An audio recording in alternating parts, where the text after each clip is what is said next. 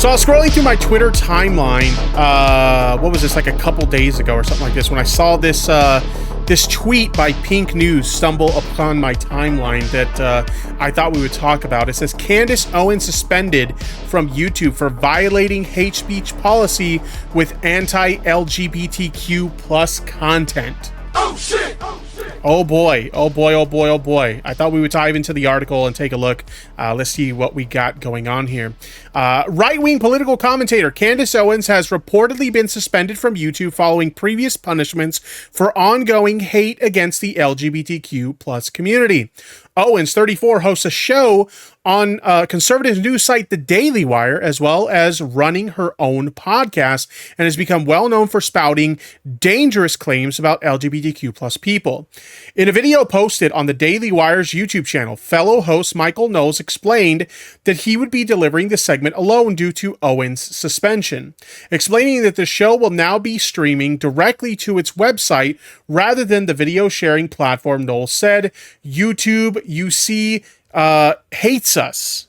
Okay, and here's the thing, right?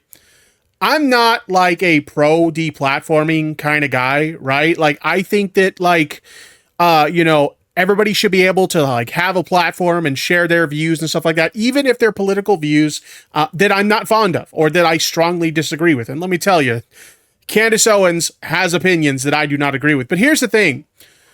There are rules on these platforms that we have to follow. And like sometimes like YouTube like gets it wrong where like, they'll say somebody broke a rule, but they didn't break a rule. A perfect example of this is just last month, I got a strike on my channel for nudity and sexual content on a video that contained neither of those. Chat, so YouTube does fuck it up sometimes, but I don't think it was a fuck up in this case, all right? My understanding is when it comes to this situation, the hate speech they're referring to is like misgendering people or like, dead naming people and stuff like that. Those are things that people do that are legitimately transphobic, and it's legitimate forms of hate speech. It's one thing to share your views on trans issues. If you have conservative views on trans issues, that's one thing, okay? I may strongly disagree with those views, but I don't necessarily see a problem with people sharing those views, even though I disagree with them.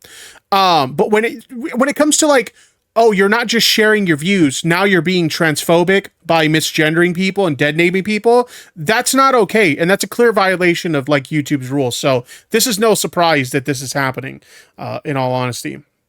With its vague, some are calling them tyrannical guidelines, and their proclivity to censor conservative voices has once again banned my friend Candace, he added, explaining that the ban prohibits the political commentator from posting or appearing on any of the Daily Wire's YouTube channels.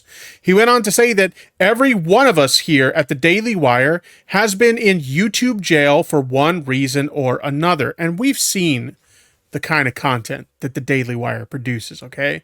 They're not just sharing, right-wing opinions on trans issues, which again, even though I disagree with those views, I don't necessarily have a problem with them having a platform to share those views. Where it becomes an issue, as I said before, is when you're spreading legitimate hate speech, legitimate hateful rhetoric to share those views.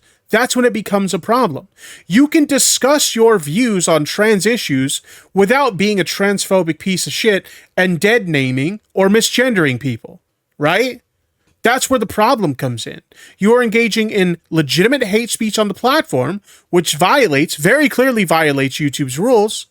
And as a result of that, you've received a punishment for doing so. So all this gobbledygook about like vague rules and them being, tyrannical and them having a proclivity to censor people, this isn't about censoring you because you're sharing an opinion that, some people disagree with. This is about you being punished for actually engaging in hate speech on a platform that bans hate speech, okay? That would be like me coming on this platform and like spouting the N-word, and then like if I get a strike for hate speech because I said the N-word, was like, well, that's not fair. That's not why am I being banned for saying the N-word? That's not cool. Well, it's like, it's hate speech and the platform bans hate speech. So what the fuck did you expect to happen? You know what I mean? He went on to say that every one of us here at the Daily Wire has been in YouTube jail for one reason or another. Knowles did not explain how long the suspension would last, but or the exact reason for her being removed from the platform. Typically, if you get a strike, you're suspended for a week. Like when I got my strike for nudity and sexual content recently, which again was a bullshit strike. When I got my strike, I was banned for a week. Okay, I couldn't upload for a week. I couldn't stream for a week. And I couldn't even post to my community tab for a week. That's pretty standard fare. You get a strike, and you're not allowed to you're not allowed to do those things on the platform for a while. So pretty standard fare stuff. A YouTube spokesperson told the Pink News, "We issued a strike to Candace Owens' podcast channel for violating our hate speech policy, which prohibits content promoting hatred against protected individuals or groups, including the LGBTQ plus community." Again, these are very clear-cut rules, chat. Like, these are not like, it's not a vague thing where like YouTube kind of says, this is against the rules, but they're not super clear. And so you do it. And then you're like confused, like what rule did I break or whatever. If you're engaging in hate speech on the platform, it's very clear that YouTube doesn't allow hate speech on the platform. Right. So like there's no vagueness here. If you're misgendering people and you're dead naming people, that's transphobia, which is a form of hate speech.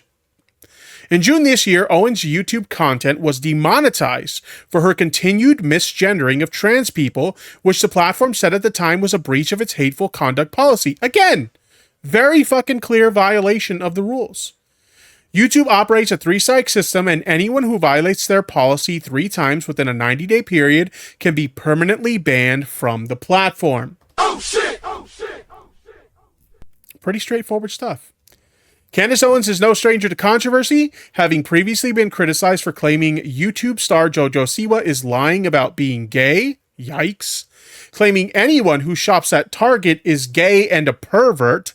See, this is the kind of things they say on these platforms, and then they wonder why action gets taken against them. Right, chat? Like, who remembers when, like, Matt Walsh, like, got demonetized? YouTube actually reached out to Matt Walsh and told him, hey man, like the misgendering and the dead naming has to stop on your platform. Like, you cannot do that or you're going to get demonetized. They literally warned him, stop the bullshit or we're going to have to take action against you. And he continued to do it and he got demonetized, and then he tried to play victim like, oh, they're trying to censor me. No, they literally told you, you can't do this on our platform. And when you continued to do it, they took your monetization away. Like, you were literally warned. You got something that, most YouTubers don't get, okay? You got a warning that they were going to take action against you, and you ignored said warning, so you got punished. Like, what the fuck is wrong? How stupid do you have to be to make that mistake? Saying transgenderism is cancer, and praising Donald Trump as a feminist icon due to his opposition to trans rights, among other anti-LGBTQ plus statements that have violated YouTube's policies. Fellow Daily Wire host Knowles has also come under fire for anti-LGBTQ plus hate in March, calling for transgenderism to be completely eradicated from public life. These are the kind of statements that these people make that result in YouTube taking action against them. And they want to cry as if they're some sort of victim of censorship. At the end of the day, these platforms have terms of service that all of us as creators have to abide by. And let me tell you, I don't agree with every rule that YouTube has. I think that a lot of the rules that YouTube has are insanely over the top. I think that they go way too far. Even platforms like Twitch, like the whole, you can't have a person on your platform that's been banned from the platform. That gets insanely frustrating when you're trying to do content collaborations with other creators. There are tons of rules on all these social media platforms that I do not agree with. But at the end of the day, these are their platforms. And we're just guests on their platforms. And if we want to be able to have a platform to communicate with our audiences, we have to follow their rules. You don't get to agree to their terms of service and then bitch and mope and complain when action is taken against you because you clearly broke the rules. And that seems to be the case in this particular situation.